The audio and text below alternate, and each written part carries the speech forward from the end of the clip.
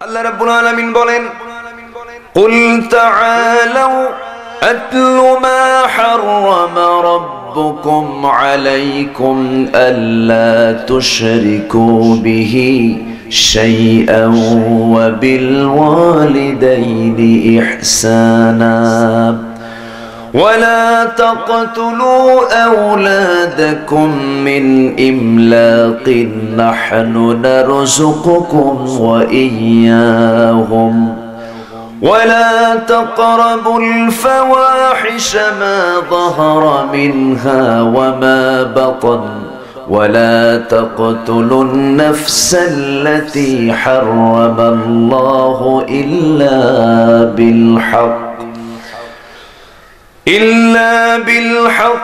ذلكم وصاكم به لعلكم تعقلون জোরে বলুন আল্লাহু আকবার।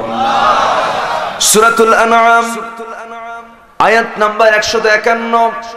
আল্লাহ রাব্বুল আলামিন রাসূলকে বলছেন, হে রাসূল আপনি তেলাওয়াত করে শুনিয়ে দেন আমি যা হারাম করে দিয়েছি এর মধ্যে এক নাম্বার হারাম হলো আল্লাহ তুশরিকু বিহি শাইআন, তোমরা আল্লাহর সঙ্গে কাউকে শরীক করবে না। আসতে বলবেন না, করবে না। এই নিষেধাজ্ঞা কে দিলেন? আর সেই কাজটা করলে কি হবে? আল্লাহ রাব্বুল আলামিন বলেন, ওয়া মান ইউশরিক বিল্লাহি ফাকাদ হারামা আলাইহিল জান্নাহ, যে ব্যক্তি শিরকের কাজ করবে তার জন্য চিরতরে জান্নাত হারাম হয়ে যাবে। এই হারাম কাজ করবে, জান্নাতও কি হবে? হারাম হয়ে যাবে, জান্নাত সে পাবে না, জান্নাতের দরজা সে খুঁজে পাবে না। কারণ শিরকের গুনাহ মারাত্মক গুনাহ। একজন ব্যক্তি ছিলেন যিনি পয়গম্বর ছিলেন না, কিন্তু আল্লাহ পাক তাকে এমন সম্মান দিয়েছিলেন, এমন মর্যাদা দিয়েছেন, যে লোকটা নবী না হয়েও আল্লাহ পাক তাকে এত পছন্দ করেছেন, কোরআনের মতো কিতাবের ভিতরে তার নামে একটা সূরাও নাজিল করেছেন। লোকটা ছিলেন কালো, আবিসিনীয় কৃতদাস, আবিসিনীয় দাস ছিলেন তিনি। পা ফাটা, নাক চাপটা, ঠোঁট মোটা, চুলগুলো মোটা মোটা। দাউদ আলাইহিস সালাতু ওয়াস সালামের সময়ের মানুষ তিনি ছিলেন। লোকমান আলাইহিস সালাতু ওয়াস সালাম তিনি একজন সিম্পল মানুষ ছিলেন, যিনি পয়গম্বর ছিলেন না। তাকে দুটো অপশন দেওয়া হয়েছিল, লোকমান তুমি কোনটা চাও, নবুয়ত চাও না হিকমত চাও? লোকমান বললেন, আল্লাহ আমি হিকমত চাই। জোরে বলুন সুবহানাল্লাহ। আল্লাহ তাকে হিকমত দিলেন, এমন সুন্দর হিকমত আল্লাহ পাক তাকে দান করলেন। লোকমান তার সন্তানদেরকে যে নসিহত দিয়েছেন সেই নসিহতগুলো কোরআনের মতো কিতাবে আল্লাহ পাক কোট করে দিয়েছেন। জোরে বলুন সুবহানাল্লাহ। তার কথাগুলো আল্লাহ পাকের পছন্দ হয়েছে এবং সেই কথাগুলো গোটা পৃথিবীর সমস্ত বাপদেরকে বোঝাচ্ছেন, তোরা লোকমানের মতো বাপ হয়ে যা। জোরে বলুন সুবহানাল্লাহ। কার মতো বাপ হও? লোকমানের মতো বাপ হও। হযরত লোকমান আলাইহিস সালাতু ওয়াস সালাম তার সন্তানদেরকে 13টি নসিহত দিয়েছেন। সূরা লোকমান পড়বেন। লোকমান আল্লাহ পাক উল্লেখ করেছেন একটা একটা করে, 13 থেকে 13 নম্বর আয়াত থেকে শুরু হয়েছে।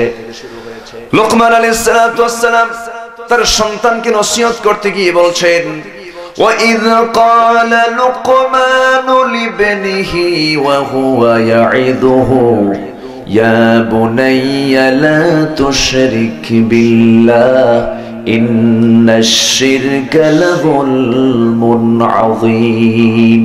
জোরে বলুন আল্লাহু আকবার। হে আমার কলিজার টুকরা সন্তান, আমি তোমাকে কিছু নসিহত করতে চাই। এক নম্বর নসিহত হলো আল্লাহর সঙ্গে তুমি শরীক করবে না, কারণ শিরক এটা মস্ত বড় জুলুম। সব গুনাহ মাফ হবে, শিরকের গুনাহ মাফ হবে না। এটাও কার কথা?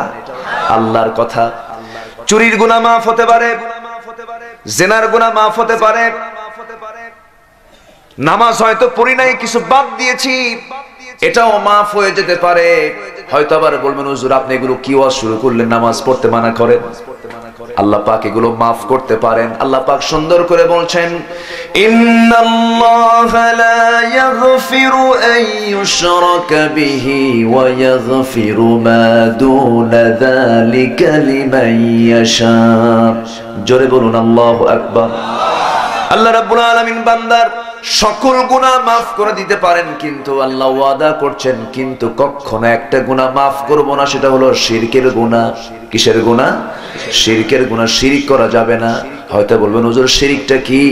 শিরকের বিশাল ব্যাখ্যা আছে, বিশাল লম্বা কথা আছে। শর্ট করে যদি বলি, শিরকটা হলো আল্লাহর সবরেইনটির সাথে, আল্লাহর ক্ষমতার সাথে কাউকে প্রতিদ্বন্দ্বী বানানো, আল্লাহর গুণের সঙ্গে অন্য কোনো গুণকে যোগ করা। যেরকম এই কাজটা না করলেই তো আমার এই বিপদটা আসতো না, এই কাজটা করার কারণেই আজকে আমার এই বিপদ হয়েছে। তাহলে এই কথার মধ্যে শিরকের গন্ধ আছে না নাই? হাত চুলকালে কি আসে? এলাকায় তো টাকা আসে, এলাকায় চুলকায়। এরপরে সমাজে অনেক কথার শিরক আছে, কাজের শিরক আছে। বিয়ের দিন যদি কারো বৃষ্টি আসে, তখন বলে যে বিয়ের দিন বৃষ্টি হওয়ার কারণ আছে কি? ছোটবেলায় সে পোড়া ভাত খেয়েছে, ছোটবেলায় পোড়া ভাত খাওয়ার কারণে নাকি বিয়ের দিন বৃষ্টি হয়। এইরকম করে হাজারো। আপনি যদি এগুলোকে অ্যাড করেন, গ্রামের কিছু সকালবেলা বাকি দেওয়া যাবে না, শনিবারে বাঁশ কাটা যাবে না, মঙ্গলবারে বিয়ে হওয়া যাবে না, আছে না? এগুলো আছে না নাই? এই সমস্ত কথাগুলো কিন্তু শিরক। এরপরে আমি কিছুদিন এই মাঝখানে একটু ভিতরে ছিলাম, ইনসাইডে ছিলাম, একটু আবদ্ধ দেওয়ালের ভিতরে ছিলাম।